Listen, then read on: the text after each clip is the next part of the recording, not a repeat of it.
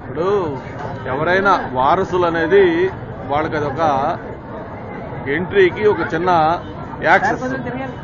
కానీ వాళ్ళు రాజకీయాల్లో ఉండాలా, వాళ్ళు సక్సెస్ అవ్వాలా, లేకపోతే ఎలా ఉంటారనేది అల్టిమేట్ గా వాళ్ళ యొక్క కెపాసిటీ బట్టి, వాళ్ళ యొక్క హార్డ్ వర్క్ బట్టి ఉంటుంది తప్ప రాజకీయాల్లో కేవలం వారసుల సక్సెస్ అవ్వాలని లేదు. ఎందుకంటే వాళ్ళకి ఒక ఈజీ పలానా గంటా శ్రీనివాస్ గారు అబ్బాయి, లేకపోతే పలానా ఎక్స్ వాళ్ళ అబ్బాయి, పలానా ఎక్స్ వాళ్ళ అమ్మాయి అని ఒక ఎంట్రన్స్ కి ఒక ఈజీ యాక్సెస్ వస్తుంది. అంతేగాని అల్టిమేట్ గా వాళ్ళు ప్రూవ్ చేసుకోవాల్సింది వాళ్ళ ఓన్ గా వాళ్ళు ప్రూవ్ చేసుకోవాలి. వాళ్ళకి ఆ స్టామినా ఉండాలి, ఆ శక్తి ఉండాలి, ఆ హార్డ్ వర్క్ చేయాలి. అల్టిమేట్ గా డెస్టినీ కూడా కలిసి రావాలి.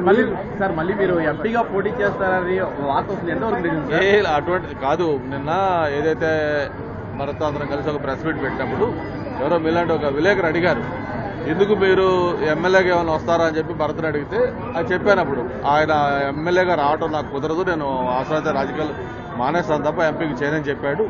ఆ విషయంలో ఒకవేళ ఏదైనా ఈక్వేషన్ ప్రకారం